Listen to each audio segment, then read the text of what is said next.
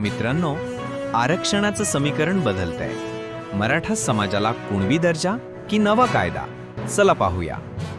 महाराष्ट्रात मराठा आरक्षणाचा प्रश्न पुन्हा तापला आहे.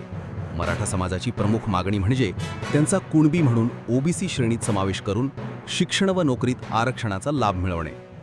फेब्रुवारी 2024 मध्ये राज्य विधानसभेने मराठ्यांना सामाजिक व शैक्षणिकदृष्ट्या मागास वर्ग म्हणजेच SEBC म्हणून स्वतंत्र 10% आरक्षण मंजूर केले होते. परंतु समाजाचा मोठा भाग अद्याप समाधानी नाही. लोकसंख्येच्या बाबतीत विविध अंदाज आहेत.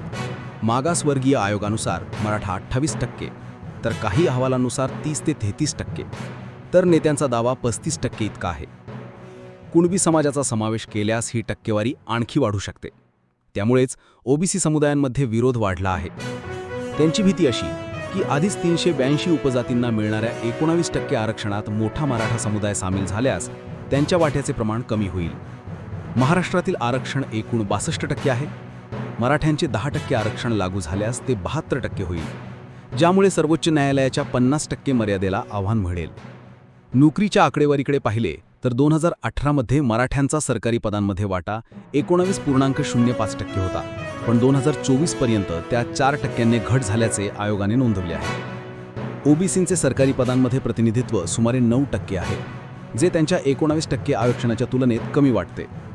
मराठा समाजातील 21.22% लोकसंख्या दारिद्र्यरेषेखाली असल्याचे आयोगाच्या अहवालात नमूद केले आहे. यामुळे त्यांना सामाजिक व आर्थिकदृष्ट्या मागास मान्यता देण्यात आली आहे. तथापि त्यांचा ओबीसीत समावेश करायचा की स्वतंत्र SEBC वर्ग ठेवायचा हा वाद अजून कायम आहे. थोडक्यात मराठा आरक्षण प्रश्न केवळ कायदेशीर मर्यादांचा नाही, तर सामाजिक समतोल, राजकीय हितसंबंध आणि समुदायांमधील विश्वास यांचाही आहे. हा वाद निकाली लागेपर्यंत महाराष्ट्रातील सामाजिक राजकीय वातावरण ढवळून निघत राहील.